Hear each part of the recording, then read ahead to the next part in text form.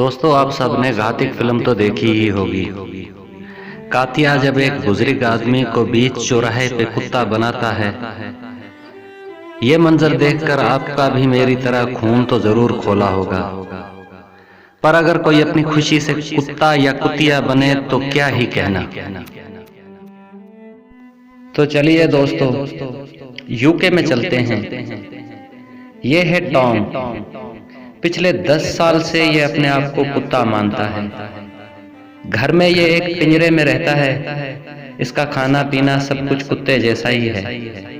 सबसे बेहतरीन बात यह है कि इसकी बीवी इसके गर्दन में पट्टा डालकर अपने साथ बाजार भी ले जाती है, शॉपिंग करती है।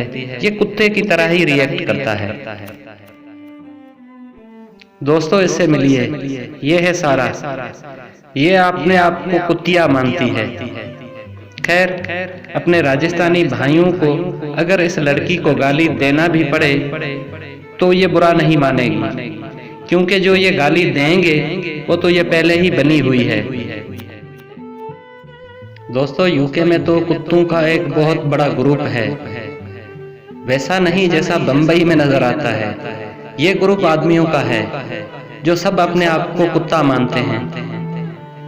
रेस लगाते हैं, शॉपिंग करते हैं, इनके क्लब बने हुए हैं। ये खूब हंसी मजाक करते हैं।